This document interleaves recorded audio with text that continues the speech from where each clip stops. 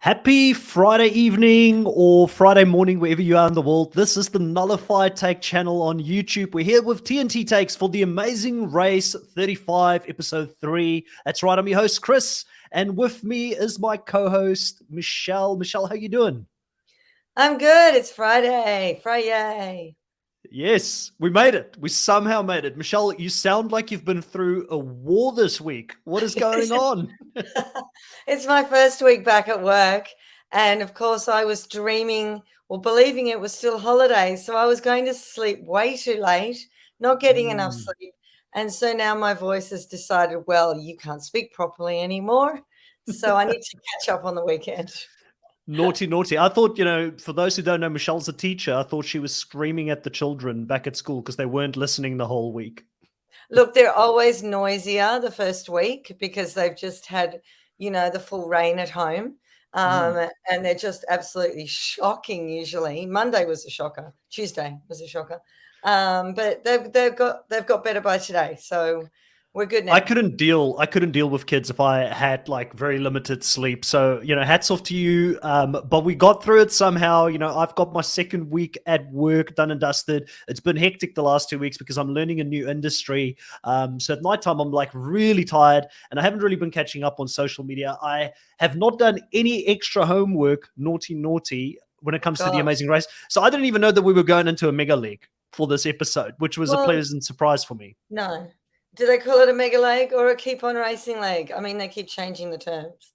Well, tomato, right? That's pretty much the same thing. Let's say hello to a few people in the live. Lovable Nikki, up nice and early over in the States, watching us, saying hello. Always good to have you here, lovable Nikki.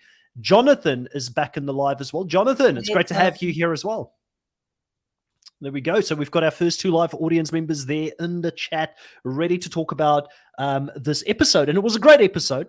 I love the 90-minute episodes, especially when we're going from one country to the next country, because we get to see a lot of things that made the Amazing Race great when it first started. We get to see them travel. We get to see them go to a travel agent to go and try and book these tickets. And a lot of things are happening here. A lot of leads are changing. Certain people are more savvy than others, and they're able to wheel and deal and get into a better flight. What did you think of all of this craziness here in the opening minutes of the episode? Because I personally loved it.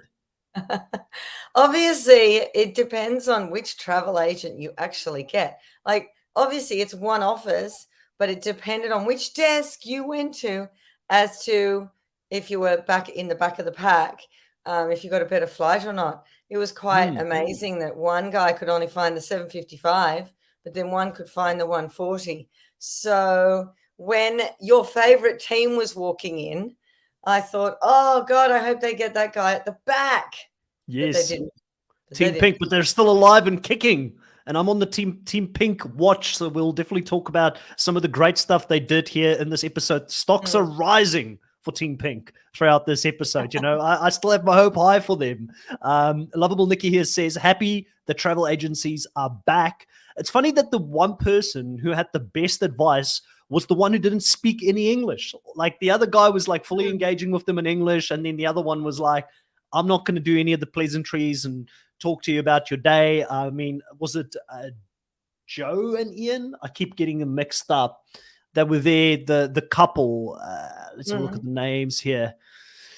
I think they're the couple. Joe and Ian, yeah, I'm right. Yes, I got that one. Joe and Ian, they were there, and it was funny to see the dynamic between them because Joe, I think, is the one who's really intense, and he's like, "You got to help us now." And Ian is like trying to ground him a little bit there. And even though they were so intense, this guy was more than willing to help them. And I was sort of looking at it, Michelle, and I thought to myself, if I was there and I got into this travel agency, my sales skills. If I ever play Survivor, I don't have sales skills, but my sales skills on The Amazing Race would come out, and I'd be like, "Hey, this is your opportunity to market yourself. You're on international TV. Get me the best flight, and that will look really good on you. We'll do a quick plug for you at the end of this and be like, you want to meet with Bob whenever you come to Vietnam or Thailand, because he's going to sort you out. He's going to give you the best deals, the best flights, So try and sell it to them so that they're invested in you getting a better flight, I feel like. But yeah, he found a flight in the middle of the two flights that no one else seemed to know about. I know. There was the early flight. I think it was at 1:45 p.m. The other one was around 7:50 or something. It was like a 6-hour difference. And then he found one that was only 15 minutes later than the first flight. It ended up being the best flight to get in any case. And as soon as I saw that the flights were so far apart, I thought, oh God, there's going to be a leveler at the destination. There is going to be some sort of place that's not open for the people who get there first. So then you'll sort of have a level playing field, which we sort of did with only 15 minutes between each group of 4 or 5. Yeah. Yeah, a lot of great things happening here. Obviously, Joe and Garrett, very early on in the episode here, that's Team Beard, according to a lot of people who are playing the game against them.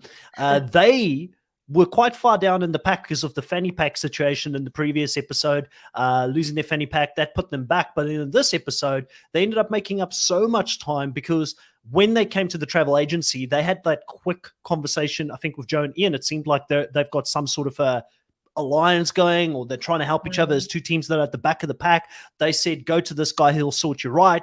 And Joel and Garrett and Joe and Ian, they both end up becoming team number 1 and 2 because of the fact that they got the quicker flight. And it was quite funny to see how annoyed some of the other teams were, and Todd and Ashley and Steve and Anna Lee when they got to the airport, because they both got stitched up by the travel agent. And it just creates great drama, great chaos. Having the 19-minute episodes, seeing a little bit of the interaction between the teams, seeing that now wheeling and dealing and trying to get the best flight actually has consequences. And these are things that we missed. And plus the fact that we're back in Asia, which we didn't get to see for the last couple of seasons. It's just a win for me all round at the moment with Amazing Race. I know, just the whole idea of the flight chaos all over again.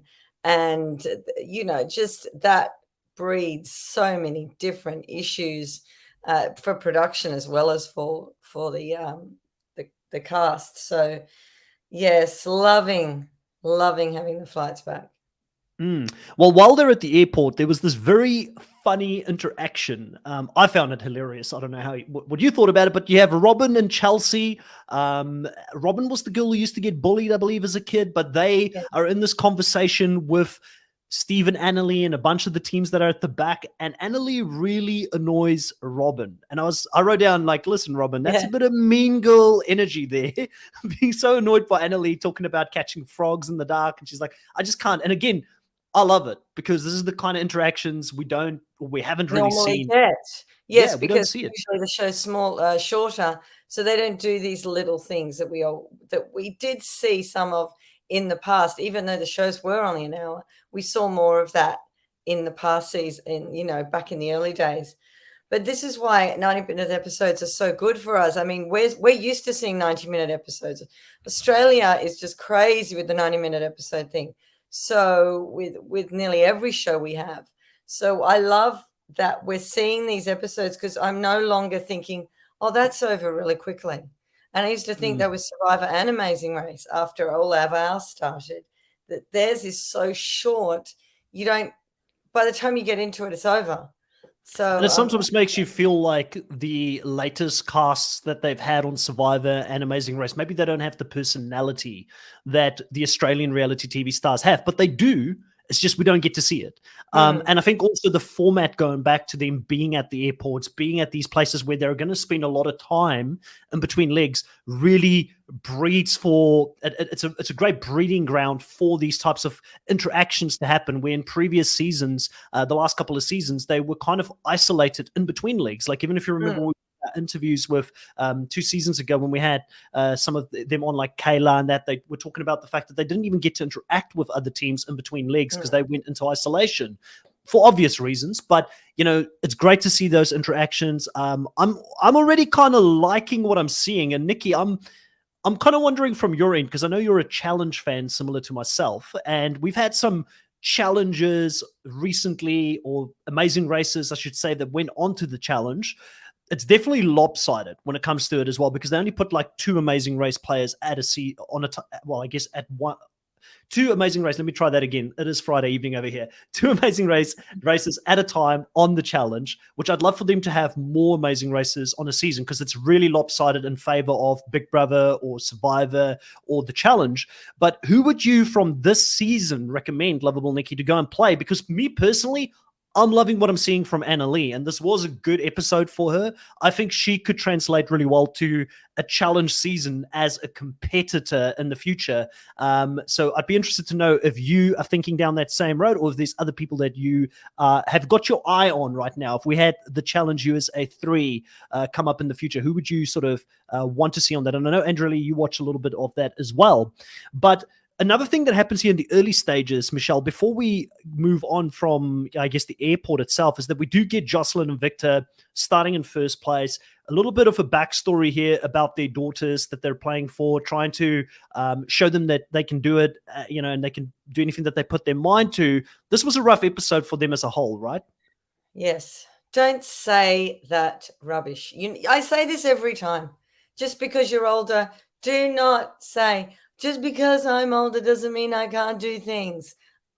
I'm so tired of that storyline. I'm older. I'm there for my kids to see that I can do stuff. Like, I no, just enough. Just do stuff because you want to and you're capable, and it's nothing to do with age. And it irks me so much. Regardless, they had a really rough run. So bad. Yeah, very, very tough one for them this episode. And again, maybe it's the wake-up call they needed going forward into the game. And it's also sometimes good to see how teams do under pressure, right? Because it's one thing to run at the front and sort of keep the pace and have those little bits of momentum when it comes to the time differences and things like that when you take off. But when you're in the back of the pack, when the pressure is on, how do you deal with that when you have to get no after no when you're doing a specific roadblock or a detour? How are you going to cope with that? And I feel like they kind of floundered a bit. They showed weakness here, which I don't know. I'm not as confident about Jocelyn and Victor right now compared to what I was an episode or 2 ago. And yeah, it's early days. A lot can still happen. A lot of lead changes happen throughout this episode. And we'll probably talk about those races that are showing some consistency versus the ones that have fallen down the pecking order and the ones that have climbed. But Andrea Lee comes in here with a $5 New Zealand super sticker. Thank you so much, Andrea Lee, and says, is it 10:30 p.m. yet? Because he's watching in New Zealand. No, it is 10 p.m. or just after. It's 10:15 p.m. I did have it up for 10:30 p.m. at first, but Michelle said, let's get on half an hour earlier. So I thought, let's do it. Let's get on and do it a little bit earlier. So has he missed the beginning part? I wonder. Nah, he's only missed. It's only been 13 minutes. He hasn't really missed anything. We just spoke about the airport, but we're getting into the juicy stuff now, Andre. And Andrew will understand. Jonathan says the military brothers could be good for the challenge. I do agree physically, but we haven't seen them perform yet. You haven't. Do you have older people on the challenge? No. So they're talking about Liam and Jeremy, the younger two, because they used to be in the military as well. Oh, yes. Okay. Yeah. So I think that with them, we just haven't seen, I'm hoping, because obviously this episode would have been a big wake-up call for them as well. I'm hoping we're going to see more. They seem like they've got everything, Michelle, but they just haven't performed yet under pressure. And I don't know if they're not taking the race serious enough and if they're just too relaxed about it, but there's something missing there. Lovable Nikki says Definitely. Anna Lee would be good. She would be targeted because of her size. Liana probably would bring drama. Liana, yes, Miliana, the Team Pink. Yeah, I'd love that. Milena, Milena, Andrea Milena. Milena, Yeah, Milena would be fun. I don't know if she could win, but she would definitely bring the drama. I do like the competitiveness between Morgan and Lena as well. Morgan more so much. I feel it's the competitive one. But yeah, it would be fun to see if they could get a few more people onto the challenge from this season of The Amazing Race. It's been a theme these days, Michelle, that whenever somebody plays in the latest season, they bring them on. I think the oldest two Amazing Races that they brought on was James Waddington, if I All pronounced that right, right. yeah. And they had Jamal from the Oh, Afghanimals on. Jamal, God, blast from Yeah. the past. Blast from the past. Those are the other two older players. But then since then, they've brought on quite a few newer players from recent seasons as well. But they do go to Vietnam here. And getting into Vietnam, the thing that stood out for me really was, because I've never been to Vietnam. I don't know if you have been No, there. I haven't. Yeah, it looked chaotic.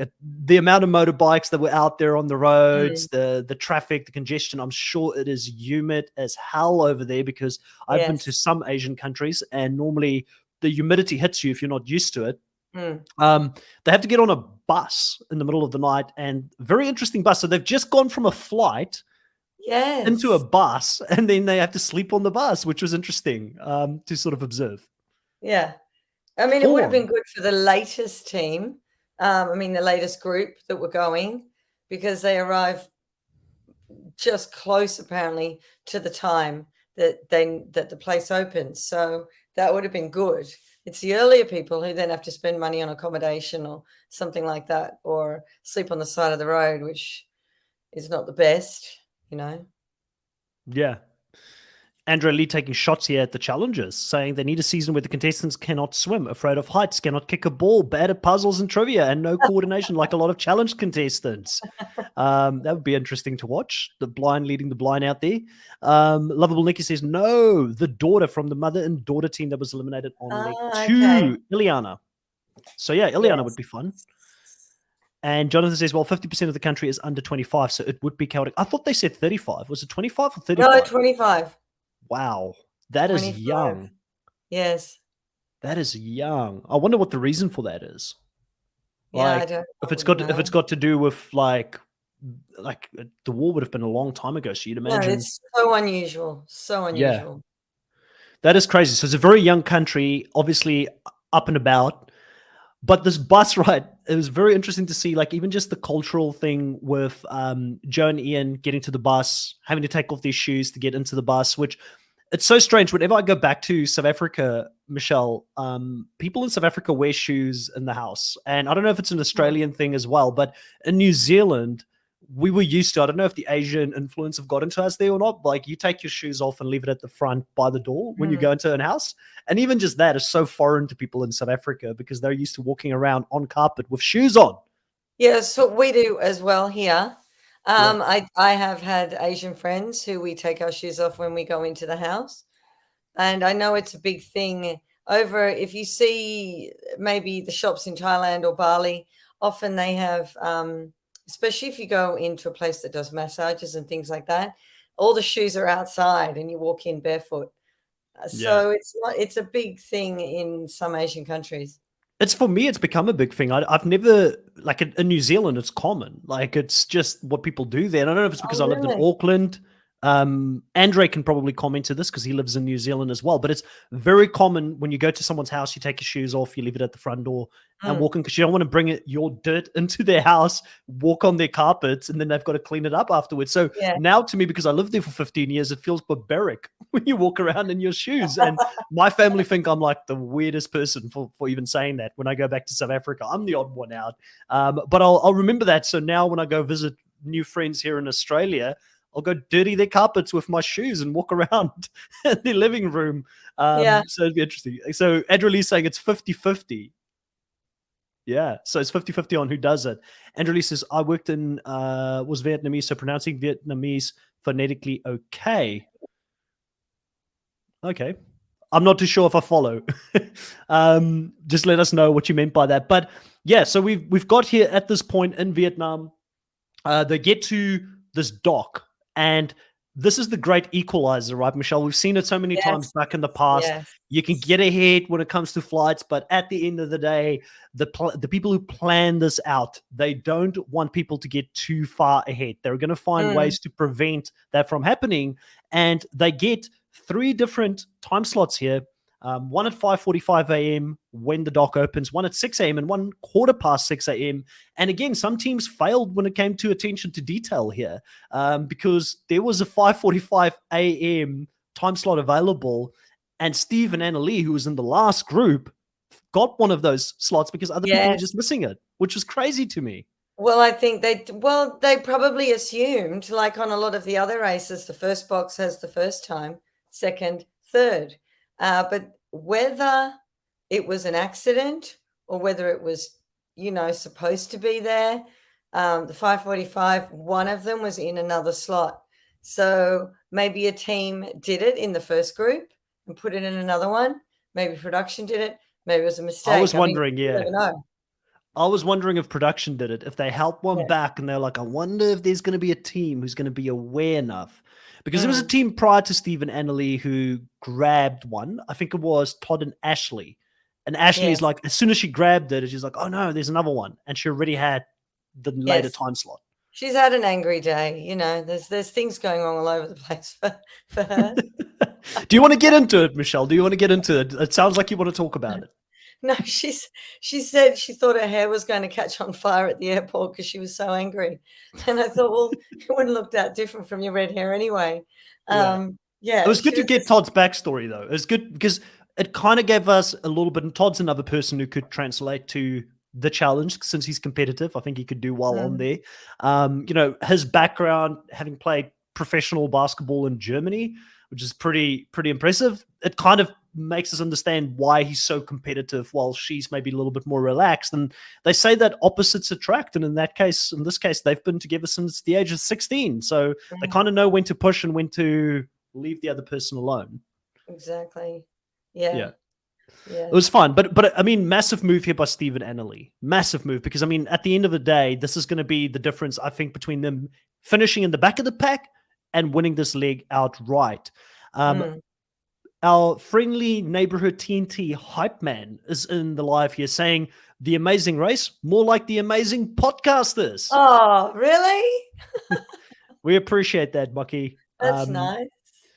Yeah, so Mucky is part of the TNT fam. He does our Traitors New Zealand content, Traitors Canada content currently, and also probably, Michelle, in the future. If I've been trying to get you to come on and do an Australian Survivor podcast with us, but your schedule normally is too busy during that time of the year. If you did one of those with us, you would get to meet Mucky in a podcast because he's one of our co-hosts for that as well. It's just so hard. It's the beginning of the school year. Exactly. It starts like literally the first week back at school. Yeah. So it's a really hard time. But let's see how it goes this time. I need people that listen to this at a later stage or in the live right now to peer pressure Michelle when the Australian Survivor comes back on to say, we want Michelle on an Australian Survivor podcast. At least one. She can do one with us at some point. Yeah, I can do one. Definitely. Yeah. Got to get it to commit to one at least. But so overall, great move here by Steve and Annalie to get up on the time slots there, jumping past a couple of people. And this is where things get really messy, in my opinion, because we go into this challenge that they've got to do this. I don't know what you call it, like a challenge on the Amazing Race, because it wasn't a detour or a roadblock necessarily. No. It's just like a road marker. Have I missed something? What have I missed? No. Well, we didn't get to see a roadblock. We didn't get to see a roadblock this episode. No, it's just the detour. Yeah. I mean, there was also, if we're talking about Amazing Race, on Amazing Race Australia, first episode, they didn't show a roadblock that George did. George told me about it. And he was quite surprised. And I said, no, they don't. They sometimes leave things out if the order of the teams doesn't change. Okay. Then he was telling me what it was. So, yeah, they do that. They do that quite a bit.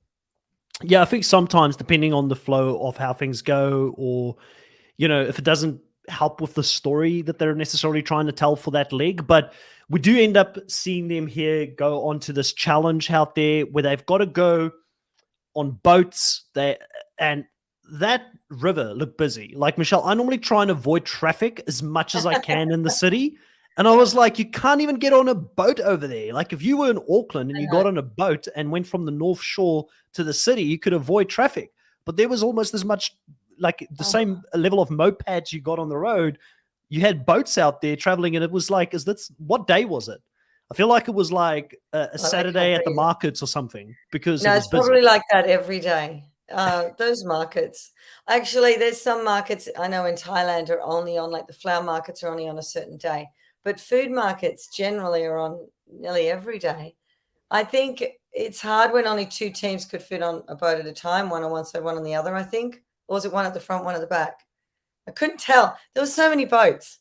Even the aerial view, the drone camera, it was really hard to see. Yeah, it was very, very congested. And we've got a few things going on here in the live. Let's just have a quick read. Michael says, I'm still young and need to go back to school. So you can think of it as a school lesson, a school session. You can basically just bill him for the after hours, Michelle, if you had to give him some extra school lessons after hours. Oh my goodness. Yeah. Jonathan says first 2 episodes had no roadblock in Australia, non-aired. Yes. Lovable Nikki says, I'm done with the sisters. You use the express pass immediately or save it. There was no need to use it for that task, especially after being there for that long. Yeah, we'll talk about that. Jonathan says the express only had one more leg available anyway. I guess we can talk about it. I mean, listen, Morgan and Lena, I don't know if it was the wrong move, because that challenge seemed like it could have taken a very long time to be out there. It was very congested. All the teams got together. They were having to wait at a couple of them. I felt like it was probably the right move, but how they performed in the rest of the leg after that didn't really help hurt them. Things. Yes, exactly. Yeah. And if they would have performed well in the others, then people wouldn't say, oh, it was the wrong move. However, it's a keep on racing, non-elimination, mega leg. I'm going to say all things at the same time. And so it doesn't really matter. I mean, but they didn't know that. No one, and this is, we spoke about this, Michelle. I was actually thinking about this from last season when they did the mega leagues. Everybody was aware prior to the league starting, this is a mega league, which made it less interesting because no one raced like it was their life on the line. I like the fact that no one knew that this was going to be a mega league or whatever they want to call it. But those two didn't ask a question on the mat, and I would have been asking this question. Whether they did ask a question, I don't know. I would have had to ask, we keep on racing, is this still leg 3? Like, if I still had the express pass, is this still leg 3? Or do I have to wait another leg? Is their next one leg 4? Keep on racing. Is it 3 and 4? Or is it just 3? Like, this is a question that won't come up because they've already used it. But yeah, I feel like it would have been one big leg, really, because they haven't checked in at the pit stop, really. Even though they call it the pit stop, it's not the pit stop if you're not stopping. It's the pit move along. But because they said find him at the pit stop. This is the problem with Australian Amazing Race. They had a virtual pit stop. Sorry, Bo, what's a virtual pit stop? It's not on the computer. It's not virtual. You're not got head things on. The pit stop was actually there. The mat was actually there. It's not a virtual pit stop. Sorry, Bo. I know you're not watching this, but it's not a virtual pit stop. That sounds like Gen Zs have taken over Australian Amazing Race because they want to do everything digitally. And I haven't had a chance to complain yet on any group, but I will be this evening. I'm waiting for the Oculus Quest 3 virtual reality goggles to be released so that we don't have people running the Amazing Race physically anymore. They're just running it with their headsets on in the comfort of their own home, Well, the circle would have to move aside. I've done online. Can you believe there's been an online Amazing Race? So I've done that before and I know how to do that too. We can do that. Oh, watch out. Anyone that wants to take Michelle on the first ever virtual Oculus Quest 3 Amazing Race season, Michelle's going to beat you with experience. Oh my gosh. You know what's happening tomorrow, Chris?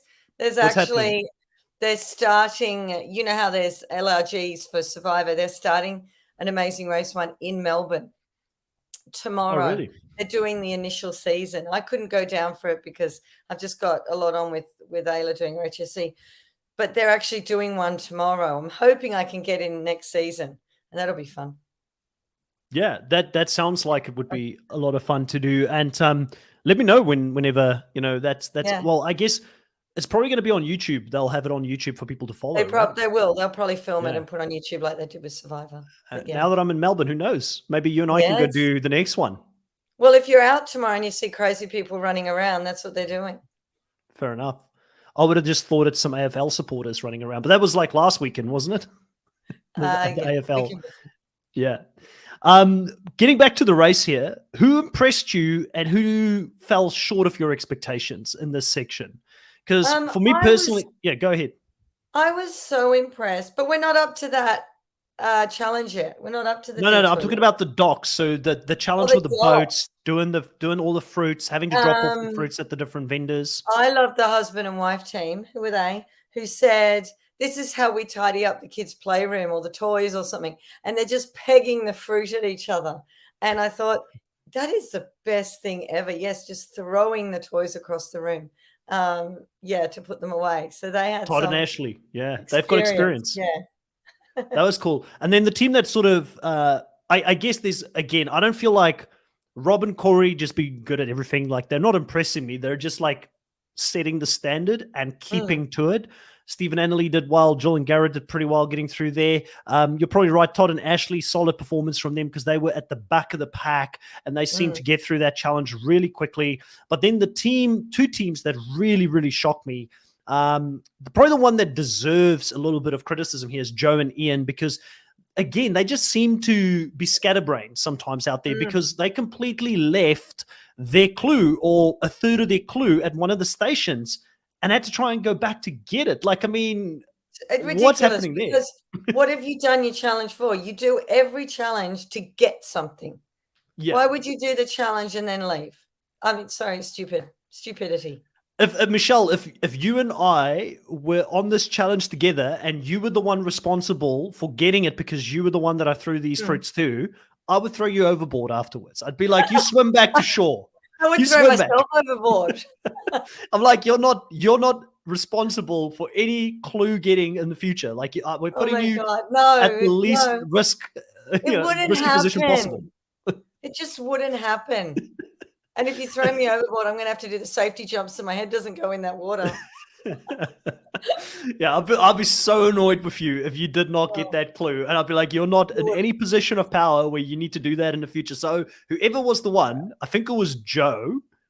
Actually, it might have been Ian. They look so similar as well. I'm not sure which one it was. That was the closest, but I would not put that person there as well. Now, the other team that really struggled on this challenge was Greg and John. They were flying high in the previous episodes. I think they were pretty consistent. They had a pretty rough episode here because it's not really their fault, but their boat driver was horrible. Didn't want to go in. Everything was too difficult. They lost a little bit of patience with him as well, which probably didn't help. They were having a tough time out there as well, Michelle. Yeah, they were. I don't know. They didn't get it together. Yeah. I mean, it's hard when you transport, isn't there? Yeah, sometimes luck can count against you. And it was, it was sort of a kiss of death as they got into the boat when they were like, you're going to be our best mate moving forward because you're going to be the one that's, and I was like, that's never a good thing when production goes out of their way to show that bit of dialogue. It's probably going to blow back on them at some stage. Exactly. Andrew Lee, that's not until tomorrow. So you're safe. We're going to be doing like, I actually have to go and rewatch it. That's the only episode. Normally these days I haven't got time to even watch the episodes twice, but I watched Survivor last night because I just wanted to have something to relax to before I went to bed. So I've got to wait a minute. You can't relax and write notes at the same time. There's no. I didn't write notes. So normally I do. Normally I do, but I didn't this time. I was like, I'm just going to sit back, luxury of just watching something and not writing notes. But now you're stressed because you have to write notes and watch it again when we get off. Yeah. But I've got I know the main points for it in any case. Lovable Nikki reacting to Michelle going overboard. Jonathan Gray says it's almost as bad as leaving your bags behind twice. Yes, Jonathan. Yes. He's referring to Aussie race there. Right. You see I probably should have watched Aussie race last night because I haven't caught up on that at all. I haven't had time to watch it, but I will at some point, Jonathan, but we'll talk about that on. Are we changing to Sunday on Monday? I don't know. You'll have to ask Kahuna on that one. I haven't seen the live up yet, but I know that you guys went live Sunday last week. So on the weekend at some stage, you'll have Monday. Either the fearsome try or the quadrant back, because I know Tom really want to get back into it as well. Triad makes me think of Asian triads. Well, this is the Aussie triad in this case, but did we miss anything here? I don't feel like we did. Joel and Garrett, just solid performance by them. They went from the back. They said that it's all been a part of their plan, the cunning plan to act goofy in the opening episodes and opening legs here, so people would underestimate them. And now suddenly they've come up and have had 2 really strong legs. So they're a team definitely to watch out for as they move on. But they do go to this next one, which is where they have to decide on a detour. And the detour is either paper or plastic. Michelle, which one would you have gone for? Jesus. Not knowing the result, if you heard the clue. I want to know what it said on the piece of paper. Right. I can't even remember exactly. I feel like it was pretty clear. You're going to have to vinyl something, or you're going to have to create these rice paper types of things. I personally, just knowing from experience, having worked with vinyl before, I would have opted away from it because I was terrible at it. Like, it's just not the skill set I have. Do you know if they were close? The teams, or sorry, it felt like they were, because when one of the teams left the vinyl challenge, they ran past one of them that did the rice challenge. So I don't feel like it was far apart, but maybe someone in the live knows. Well, this is convoluted. I am very good at contacting books. I'm obviously a mum. I contact books every year. I'm good at making them not have any bubbles in them. But that looked like a nightmare. And I'm good at contact, sticky stuff, making sure it's straight. I would probably have done rice paper rolls if there was anything about cars or anything about a vehicle. I don't know what it said exactly about the plastic, but I'm pretty sure I feel like it was clear enough that you had to do something with the vinyl on the clue from memory. If they were close. Oh, okay, Nikki. Well, you know what? I probably would have gone to the plastic because I'm really confident with it. I would have walked in there, seen the vehicles, and left straight away. I wouldn't have even tried it. Well, either one of these 2 challenges wouldn't have been up my wheelhouse. So I would have just backed you and been like, you feel strong about it? We're doing vinyl, because I'm not really the best cook either, like when it comes to making food. Like, you don't want me to go out there and make these rice papers. So this would have been one where you would have had to step up and carry. I feel like in both of these challenges, and I would have just been like, what can I do to support you? What do you need? But this would have been 100% the Michelle show on this episode. Both look like it had some complications. I'm sure we could have worked out how to do the rice paper. It probably just took a little bit of time to get used to in the beginning. But somebody that wouldn't have struggled with it would have been Andre, because he said, I think I may have struggled a bit in the beginning in that challenge, as I've never used the bamboo retrieving utensil like that before, even though since I was a kid, I've made spring roll, papaya paper, and stuff like crepes. So a little bit of experience there would have come in handy, because Joel and Garrett had a secret weapon, and his name was Pierre, who lived in France at one point. I'm so impressed with them. They impressed me the most. Like, is this your team, Michelle? Are you finally giving us an endorsement? I do love them. I really do love them, and they were the most impressive team at this challenge. I just thought it was amazing. They're getting close to Team Pink in my estimations, but they're not there yet. Team Pink, I'm loving that they actually thought about that being there and having to wait was actually beneficial to them, because they could see what every other team was doing wrong. And it looked like they got in there and did it really quickly. To me, it looked like quick. They killed it because Jocelyn and Victor was there before them. They nearly Mm, caught up to Greg and John, who was there before them.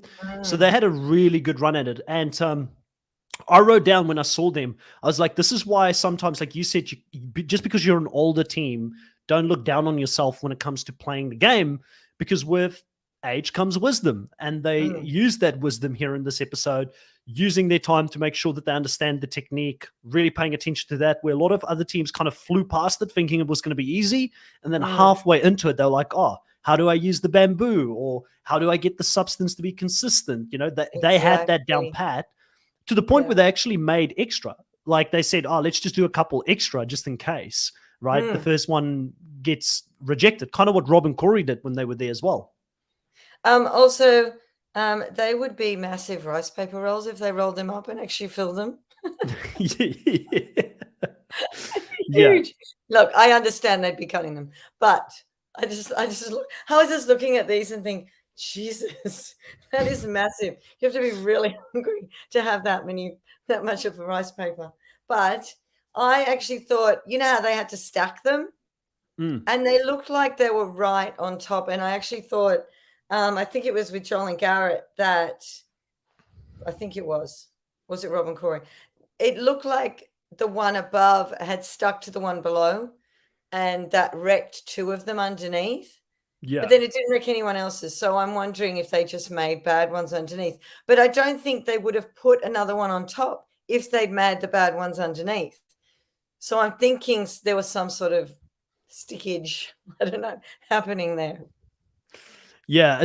Definitely, in my opinion, looking at it, knowing the result, it looked like it was the easier one to go for because Mm, we had about 70% of the teams hitting that one. And then only 3 teams from memory was Morgan and Lena, Joe and Ian. I was fearful for Joe and Ian at one point that they're not going to make it. And then yes. Liam and Jeremy came in really struggling on this one as well, which was interesting because we'll talk about Liam and Jeremy a little bit when it comes to the end there where they went to the pit stop. But Lena felt really confident about doing the vinyl challenge because she's an artist. She's used vinyl before, but even Mm, with her, there was some struggle there. It was one good thing I will say about it is that Lena at least changed strategy. After the first one had the bubbles in it, she had the presence of mind to say, let's go for a dark blue color that maybe doesn't show the bubbles as much as some of the lighter yes. colors. So switching it Yes. up a little bit, So, which was yeah, good. definitely. And the guys started again too, didn't they? And then they I think actually all of them placed did, the except for final on. Liam. I think Liam and Yeah, Jeremy might have been. I know they did as well. All of them restarted.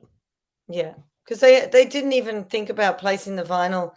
They just put the vinyl on top of the thing and then started. They didn't think, well, how's this going to fit properly? A Yeah, bit is of it going to bit fit of rookie properly? error there. Let's look at us, the 2 vinyl experts sitting on the couches here, talking about Not a like what would vinyl be the perfect expert. strategy. Just common sense. Just Yeah, come on. Just yeah. There was a lot going on with some of the teams. Obviously, Jocelyn and Victor they fell apart at this point. Victor trying his yeah, best, but Jocelyn definitely showing why Victor said she's the boss at work. She became very bossy suddenly in this one year until she finally had to take control and saw for herself how difficult it was to do. But yeah. I thought it was interesting how they managed that. Obviously, they've been together for a very long time. They know Mm, how to work with each other, similar to Todd and Ashley. Interesting their strategy throughout as well in regards to who's going to do it. Ashley saying that she doesn't like to cook food. So, she doesn't like to cook food at home. Todd kind of took control, I feel like, at one point, and he was doing it yes. rather than her. I Yeah. can relate. I don't like to cook food at home either. Yeah. I can't be So, bothered. Unless I'm doing something special, like, yeah. and it requires lots of steps and I feel accomplished after for some special event. But otherwise, What's your just go-to, doing Michelle? Like when you get home and you're like, oh, this is going to be easy to put together. oh, spag bowl, that's easy because 'cause I've got kids and they like that. Mm, Um, Chicken schnitzel. I do a good chicken schnitzel apparently. Apparently my nice. husband says he can't do it as well. I think it's just him trying to not have to do it. But apparently apparently it's good. I do a good Me is fried just putting rice. something on the barbecue. I'll go put something on the barbecue, and Well, that's he it. does that, yeah. Fried rice. I do a really good salmon pasta with dill. That's really yummy. Yeah. So yeah, Andrew Lee says I would be munching on the rejects because I am hungry. Yeah, well, probably Same. because one thing we haven't spoken about is that this league was grueling because they had, like, for instance, Steve and Anna Lee, when they got there from the last race, they literally said they had like 10 minutes or something just to quickly splash some water on their face, and they were straight into the dock Yes. challenge. So they didn't even really get to sleep all that much. I know the buses had the ability for them to lie down, but I'm sure it wasn't the most comfortable either. So they probably didn't get much sleep. No. Well, some might have slept, but probably not a lot. I don't know what the roads are like over there. If they're really bumpy, they probably didn't get enough sleep. Yeah, it would have been interesting. Well, now we all know what Michelle would sound like on the race if she didn't get sleep, because she would have the husky voice like she's got tonight. It would get worse. It would get worse as we went on. Yeah. Lovable Nikki says, I totally agree. Racers do not pay attention to the demonstrations enough for me. Yeah, just attention to detail. A couple of seconds will save you a lot of time down the line. Can I ask, has Nikki ever applied to be on the Amazing Race? There you go, Nikki. Have you ever applied? Because, Nikki, we'd love to see you on the race. And who would you race with if you did get to go on the show as well, Lovable Nikki? That'd be interesting to know. Yeah. So we get to the pit stop here, which was quite a beautiful honest. Keep on racing, mega leg, non-elimination leg, pit stop, carpet run. You get what I'm saying. The I should put in inverted commas. The pit stop to stand on. Yeah, they call it the pit stop. Don't know why, but it's this beautiful place of worship. It's been there for 10 years, a Zen monastery. And surprise, surprise, Steve and Anna Lee gets their biggest or best finish so far in the race. They've had 2 6th-place finishes. They come in at first. Was it a bit of a surprise for you? So shocked. Yeah, I think they were shocked to know that they came from the... It shows you that even going on the last plane, it's going to be an interesting season. And then the biggest sort of movement here of any team so far was Jill and Garrett getting in on that second place after finishing 7 for 9 in legs 1 and 2, completely on the opposite side. Rob and Corey getting in on third now becomes the most consistent team in the race. So they've had a second place, and a third place finish. What is it about these two, Michelle, that are making them such a threat this season? Because they're consistently up there. I don't know. They tend to work so well together. It's like they're half of a whole. I don't know. They just communicate beautifully. So much love and respect for each other as well. Like, it's beautiful to see, because I don't know. It's like the fact, because he can't communicate the same way that his son can. He kind of relies on him for some things, but then in other ways, his son relies on him. Still, there's this great relationship between the two of them because his dad's got all the experience. He stepped up to do 2 of the roadblocks so far. Yeah, it was an amazing moment. Even when they got to the pit stop, when the dad's so excited, oh, we got it, and the son's like, but wait, there's something, and he's like, oh, what? Seeing the communication and yeah. I mean, obviously, I'm Team Pink, but they may be my second favorite team at this point. Really love them. I think also because he's older. Yes, he's Bob's older. Yeah, he's got more experience, knowing a few more things.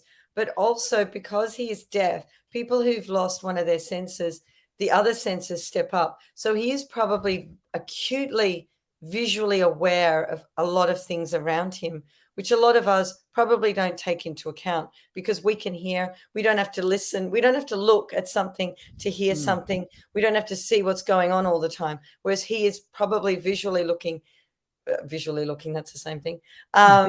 He's very intent on seeing details in things that we may not be aware of. That's a good observation, because his eyes is pretty much his ears in a lot of ways as well, right? Like, he would have grown up having to make sure that he knows his surroundings and it's that survival instinct that kicks in. Yes. Because, for us, we can rely on our ears if something's coming at us, but for him, visually, he needs to pay attention. So that's a good observation. We do have a response here from Lovable Nikki. Let's have a look. She says, no way. Y'all would be dragging me for filth. I hate driving. I cannot read a map. I don't like riding. I don't like sweating. I would be yelling and crying until I was eliminated first. But you'd be great TV, Lovable Nikki. Really? Yeah. Well, hey, some Hilarious. people, Michelle, I know it's strange for people like you and I who are like, we love the show and we would actually go on there and Oh, compete. There are a lot of people who are big fans of these shows that oh would my never God. go do it. They just love to support it, love to be Yeah. fans of it. So, I mean, yeah, There fair was, enough. there was a lot of no's then. It's just like, don't put me on the spot. Don't put me out there. Jonathan Gray says Stephen Anna Lee jumped to third place, average with 4.33.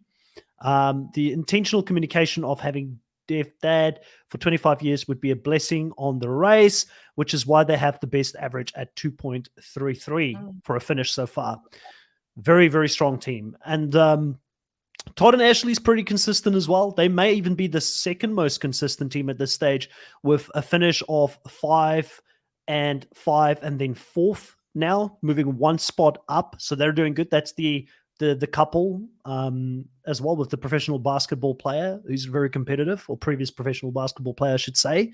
And then Robin and Chelsea did really good this episode as well. Went from 11th and 11th to 5th, which is a really good finish for them as well. So those were Yeah. kind of the teams that impressed this episode. And then the big people who sort of fell this episode were Greg and John, the two brothers in yellow, and then obviously Jocelyn and Victor doing really bad. And then a really big warning sign for me, Michelle, was Liam and Jeremy getting towards the end saying, we could be in the running here. We could be like one of the top teams, having no idea how far they fell behind No. and being absolutely shocked when Phil was know. like, you're dead last. You need to keep racing. Not just last, dead last.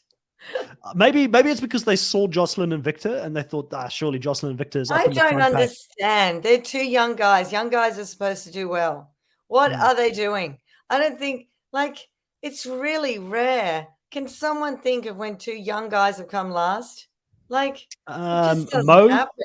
what was the two cops from a couple of seasons ago? Mo, I forgot his partner's name. The two cops that played, then they came back after the COVID restriction was the first COVID season, and then they got eliminated again. They were kind of young still as well, very athletic. Yeah, but not young. Were they young? Were they like 21-ish or something? I don't know. I feel like Liam and Jeremy is probably like later 20s. Oh, really? Yeah. They look younger than that. Oh, no, they are. You're right. 23, 24. They're very young. Yeah. But I feel like with them, and I don't know why, they just seem too relaxed for the show, like too laid back. Like you need to be on edge. You need to feel like you're constantly losing. Like even the confidence in this leg when there's nothing to prove that they're in the front of the pack. Would you say they're a bit on Liam and Jeremy's Excellent Adventure sort of thing? A bit too laid back. Maybe they're running their own race, and it's not the amazing race, not at this stage. Let's have a look at what else Jonathan is saying. Despite finishing 10th, Jocelyn and Victor still have a second highest average with 4. Really? Is that the two first places? They did so well. Do you think Jocelyn and Victor recovers in the next episode, Michelle? Do you think they can come back from this? I think they will. Right. I think they'll make it back to the middle of the pack. Do you think that the confidence and the illusion of them, like, because I feel like they're a team that's a confidence team. Do you think that that's going to be, the illusion is broken a little bit now for them, where they're going to be like, we don't know if we're really the best. There's going to be doubt now moving forward. Because they're Asian, and I deal with a lot of Asian families and Asian children. Once they do badly at something, it's like they're giving themselves a second wind in that they don't feel demoralized. They feel like, no, this is ridiculous. We can do better than this. I think if they've got that temperament, they'll step it up. Fair enough. I like that. Lovable Nikki says, Sisters and Jeremy Liam, their faces were priceless at the map. Yeah, Sisters, which was Morgan and Lena, they also didn't expect their placement because they used the express pass, and I feel like they had a little bit of embarrassment because of the fact that they felt like they wasted it getting in on was it 7th place or something at the end of this league? 6th. Yeah, so they felt like they wasted it. My thing is, I think it could have been a lot worse for them if they didn't use the express pass. They could have been right at the back of the pack. Could have been, yeah. Andre says Mo and Co should come back a third time so they can eliminate first for the third time in a row. No, Andrew, it you're savage. You're savage, Henry. was Jonathan says, I think they would do better with with a rest break between the leagues. No, I want them to keep going and fall down, Jonathan. This will be Yeah. interesting. Imagine if they did this, Jonathan, in the Indian leg for Australian Amazing Race. God, we'd have more people falling over, having heat stroke. But no, I like it when this happens. I know a lot of people don't like this, but I like to see them tested and pushed to the absolute limits, because that's when you see which teams can get through it. Yeah. Lovable Nikki says Mo 42 and Michael was 36. They were older, or Matt. Yeah. And Lovable Nikki still is not letting Morgan and Lena get away with using the express pass, saying they wasted it with all the exclamation marks in the world there as well. That really is it for this episode. Looking forward to seeing what they're doing in Vietnam for the next leg. I'm assuming we didn't get them saying that they're going anywhere else. So I feel like there's going to be a full second leg in Vietnam, Michelle. I think so too. Yeah. They'll finish in Vietnam. Well, coming into next week, I just found out that Michelle's not going to be around. So we're going to do one of those things where, normally I think it's only been one season, and it was the season that Corey was in, because Cody was in. Cody and his partner that won that season, who I already forgot their names, Jessica. And it was so funny because they had to swap teams for a short period in that leg, and he was so annoyed that he didn't get to run with Jessica. That was a nightmare. That would have been. I would have had an absolute attack if I had to run with someone else. That was so bad. Yeah, so that's what's going to happen. Michelle's doing that to me. I'm going to have a different race partner next week. That's all right. I need to tell people it's not for something frivolous. I'm actually helping to film Sydney Survivor Season 2. So it's not as though I'm doing something like going out for dinner. I always plan my life around all the podcasts, much to my family's annoyance. But yeah, I can't change. We appreciate you, though. We appreciate you for jumping on here and doing this with us. Lovable Nikki is already very upset that you're not going to be here next week, saying we'll miss you, Michelle. We will have either one of two people on. It's either going to be Kahuna, who you're all very familiar with, or it might be Michelle's previous podcast co-host that she used to do podcasts with in Logan. I've been talking to him a little bit as well, so he'd be a newcomer to the Nullified Take if we did bring him in, but very knowledgeable.